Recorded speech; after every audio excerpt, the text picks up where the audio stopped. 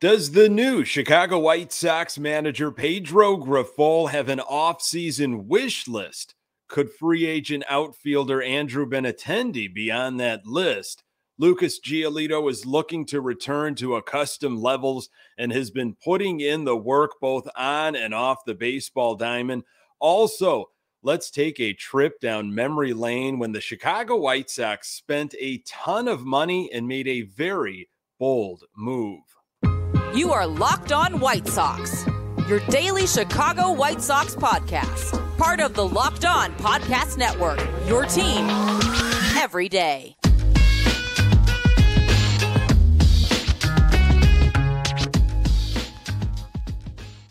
Hey, Sox fans, welcome to Locked On White Sox. Thank you for making Locked On White Sox your first listen each and every day. We're free and available on all platforms. Follow us on Twitter at Locked On Sox. Also, subscribe to our YouTube channel. Just search Locked On White Sox. Hey, I'm your host, Nick Morawski, a lifelong diehard Chicago White Sox fan, recording this podcast just blocks from the ballpark in beautiful Bridgeport. You can find me on Twitter at Nick_GGTB. Really appreciate you letting me steal some of your time to talk off-season White Sox. Locked On White Sox is part of the Locked On Podcast Network, your team every day. Separated by 10 years, 2004 and 2014 were two memorable off seasons for the White Sox. There is no lockout this year to stop Lucas Giolito from working with Ethan Katz as he tries to return to form. Does Pedro Grifol have a wish list this holiday season, and would the Sox front office listen? Some housekeeping things here. Just a reminder, there is no podcast, no new episode, I should say, this Friday, December 16th, unless there is a major move made by the White Sox that would require, of course, an emergency episode. And starting next week, Monday, December 19th, Locked On White Sox will enter the off-season schedule and shift to 3 episodes a week instead of 5. But again, if there is some major news on the White Sox front, the episode number can always be modified. Let's go to this Jim Bowden's article in The Athletic, a recent article entitled Top 25 Remaining Free Agents, which teams will land Correa, Rodon, and Swanson. Again, this was in The Athletic by Jim Bowden. Remember, Jim Bowden, the guy that gave the White Sox a letter grade of D when it came to the offseason so far and what they have done or maybe not done. So Bowden goes through the list of these 25 remaining free agents. And for most of the free agents still out there, he picks a team or a few teams that would, in theory, be a good fit. In the article, Bowden has 4 players linked to the Chicago White Sox as a logical landing spot. Not necessarily that there is communication between the White Sox and this player, but Jim Bowden, an outsider, someone involved in the baseball world, says, you know what, based on what the White Sox need, I think these 4 players could be a good fit. So Michael Conforto, right fielder. Boy, we talk about Michael Conforto so much this past offseason. It just seems so logical for all of the different needs that the White Sox have been trying to address. A lefty bat, corner outfielder, 29 years old, bats left, throws right, did not play in 2022. This is what Bowden had to say about Conforto. Michael Conforto is my sleeper pick. He has hit more than 25 home runs 3 times in his career and will enter next season at only 30 years old. He missed the entire 2022 season after undergoing right shoulder surgery that has been medically cleared. I think Conforto will be the undervalued free agent signing this offseason. The White Sox, Nationals, Marlins, Rockies, and Rays would be good fits. So Sox have company, as you will find several of these names. That's how it's been going. Another name, Jean Segura. We've talked about this player before on this podcast. You have heard this name, obviously, on the big stage this past postseason. Jean Segura, second base. Sox have been looking for a second baseman, a proven veteran second baseman for maybe a dozen years or so, if not more. Segura's 32 years old, bats right, throws right. Salary in 2022, $15.85 million. So that might already put him out of the running with the White Sox. However, this is what Bowden had to say about Segura. Jean Segura had a decent season with the National League champion Philadelphia Phillies, slashing .277, .336, .387 with 10 home runs and 13 stolen bases. He missed 2 months of the season with a broken finger. He is a solid defender and would be a short-term upgrade for the Chicago White Sox at second base. So this one particular, Sox are the only name mentioned for Segura. Another second baseman, Adam Frazier. You've heard this name before. Age 30, bats left, throws right. His 2022 salary, $8 million. Okay, reasonable. That seems like it could be. It seems like it could be in the White Sox window there. This is what Bowden says. Adam Frazier was an all-star in 2021 when he slashed .305, .368, .411 with 36 doubles and 10 stolen bases. He tailed off significantly in the second half of that season and slipped further in 2022, batting .238 in 22 doubles and 602 plate appearances. Frazier has averaged a .273 batting average, .336 OBP per 162 games over 7 years in the majors. So he should bounce back in 2023. The White Sox would be a good landing spot for him. Bowden pushing the second baseman pretty hard here on these Chicago White Sox. Obviously, it has been a revolving door for this franchise for a long, long time. So remember, go back, a couple of seasons ago, or maybe a full season, when there was this strong desire to get Adam Frazier in a White Sox uniform at the trade deadline in 2021. You remember that? He was with Pittsburgh at the time. He eventually went to the Padres. His numbers, of course, as Bowden mentioned, have fallen off, but he would be a perfect fit for the return to a custom levels program that the White Sox will be running in 2023.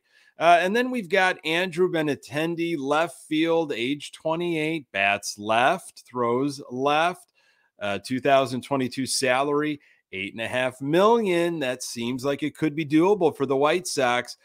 Bowden says the Yankees want to re-sign Andrew Benintendi because they need to add another left-handed bat and create more traffic on the bases at the top of their lineup. Benintendi would be ideal for teams like the Blue Jays, White Sox, Astros, Rays, and Marlins that need a left-handed hitting outfielder.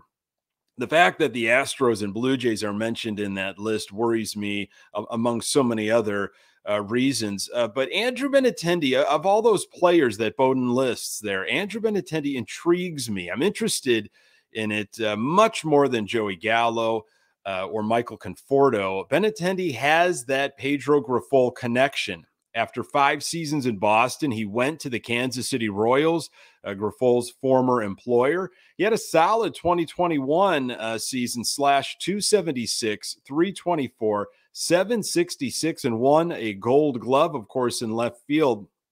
In 2022, after 93 games, he was traded to the Yankees, and that's where, of course, he finished the season. He only played in 126 games last year, and his power numbers dropped off, but he made his first All-Star game. Benintendi, a lefty bat, and would fit nicely in left field, a place the White Sox have a huge need. So my question is, does Pedro Grifol have a wish list, a list of players that he covets and feels would be perfect for what he's trying to build on the South Side? If he does, could Benintendi be on that list? And would Jerry in the front office even listen to his desires? I'm assuming Tony La Russa had a wish list, and it sure seemed to revolve around relief pitchers. TLR was no stranger to developing a bullpen with a specialized closer role. You got to think La Russa targeted Liam Hendricks, the best closer out there during that offseason, and the White Sox got him. Sox also added Kendall Graveman before the lockout last season, Joe Kelly before the season started, and who could forget the big trade deadline acquisition, Jake Diekman. I'm just speculating that, La Russa wanted all of those guys, but you can build an argument that they also fit his style. Does Pedro Grifol have a similar list? It seems like Grifol had the ability to, for the most part, pick out his coaching staff. You got to wonder, will Jerry allow his loyal servant, Rick Hahn, to help Pedro Grifol get what he needs to be successful in 2023? There are 2 months until pitchers and catchers report. It seems like plenty of time, but not really. Lucas Giolito had a disappointing 2022 season, but is definitely putting in the work this offseason.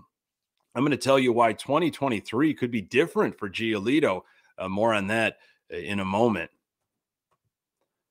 Today's episode is brought to you by BetOnline. BetOnline.net is your #1 source for sports betting info, stats, news, and analysis. Get the latest odds and trends for every professional and amateur league out there, from football to basketball to soccer and esports. We've got it all at betonline.net. And if you love sports podcasts, you can find those at BetOnline as well. We're always the fastest and easiest way to get your betting fix. Head to the website today or use your mobile device to learn more. BetOnline, where the game starts. So Lucas Giolito is having himself an off season. You might have read about this.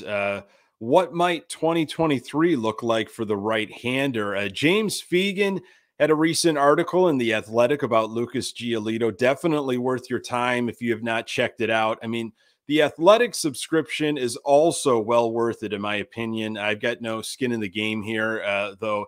If you're looking for a gift for someone or yourself, think about it. The article titled Lucas Giolito's Transformative Offseason from His Pitching Delivery to the Environment. This is from Fegan's article. When Giolito said he searched endlessly for answers in his delivery during this season's second half with pitching coaches Ethan Katz and Kurt Hassler and assistant director of baseball operations Rod Larson, it's hard to implement a whole new routine and program in the middle of the season. And he was just battling with what he had down the stretch. When the biomechanical readout was complete, Giolito said he and his personal team saw a host of spots in his delivery where his body was not firing correctly. And now that he's not competing every 5 days or even throwing off a mound at this point in the winter, overhauling his faults has his full focus.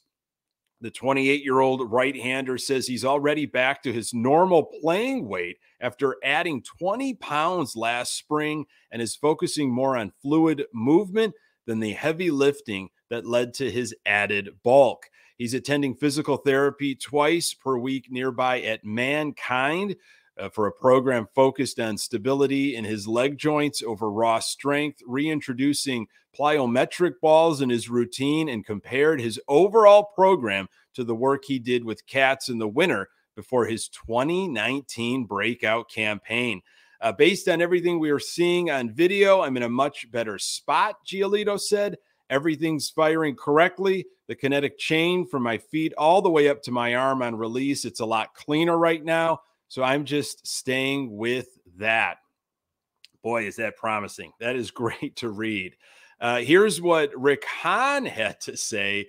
Extensive track record of success, a few physical changes last year, things with his delivery that I know he and Ethan are on. And next year is obviously a big year for us and a big year for Lucas. So expect him coming to camp ready to go and optimistic that he'll revert back to form that we saw previously. If there's one guy you know is going to work on it and work diligently and methodically with a plan, it's Lucas. I mean, I don't know about you. It was painful watching Lucas Giolito try to make sense of what was going wrong when he would speak during post-game press conferences. He had no answers to his performance, and it sounded like he was trying to reimagine his delivery, his approach, everything in real time, which is a massive undertaking.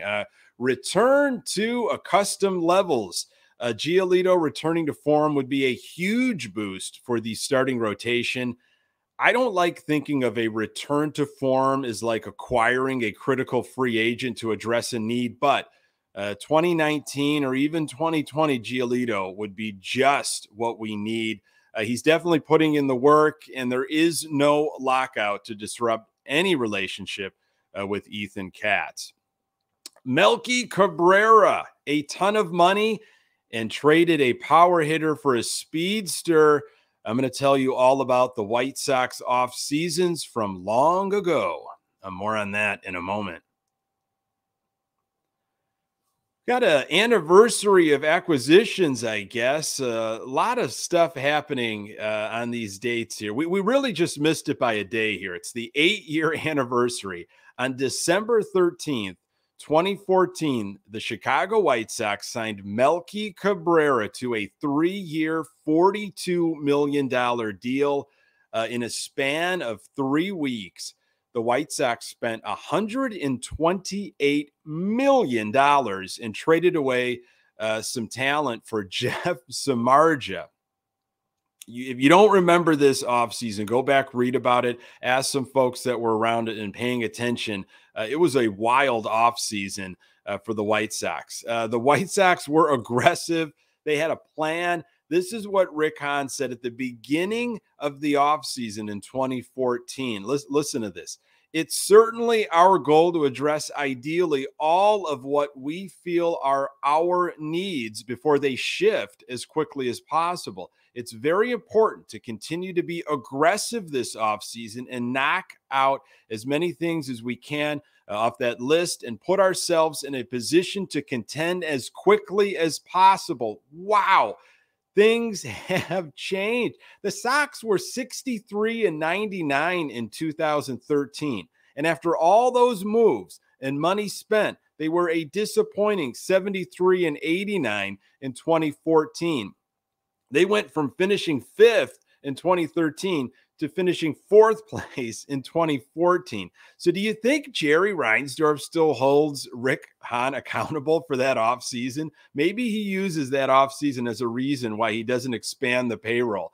Also, missing by 1 day here, we are celebrating the 18th anniversary of the Chicago White Sox acquiring Scott Podsednik and Luis Vizcaino from the Milwaukee Brewers in exchange for Carlos Lee.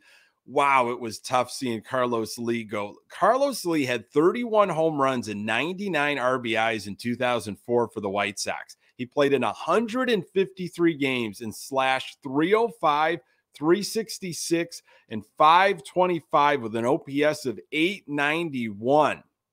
This was also the offseason where Magglio Ordonez was lost to the Detroit Tigers. On paper, it was a bizarre offseason for the Sox, but Kenny Williams put a team together that seemed to be more geared toward what Ozzie Guillen wanted to do, or at least that's how I justified it when this all happened. Could we see the White Sox start putting together a team geared towards what Pedro Grifol wants to do? Time, unfortunately, is slipping away. Folks, thank you so very much for making this podcast part of your daily routine. You can find the Locked On White Sox podcast absolutely everywhere you find your podcasts. We are on Twitter at Locked On Sox. You can find me on Twitter at Nick_GGTB. And don't forget, you can subscribe to our YouTube channel. Just search Locked On White Sox. Thanks for making Locked On White Sox your first listen. For your next listen, check out the Locked On Sports Today podcast, the biggest stories of the day, plus instant reactions, big game recaps, and the take of the day. Available on the Odyssey app, YouTube, and wherever you get your podcasts. Coming up on the next episode, I will continue to take a look at off-season scenarios for the Chicago White Sox as the Pedro Grifol era moves full steam ahead and the dust hopefully starts to settle. Really appreciate you making time for the Locked On White Sox podcast. I'm Nick Morawski. Until next time, Go Sox.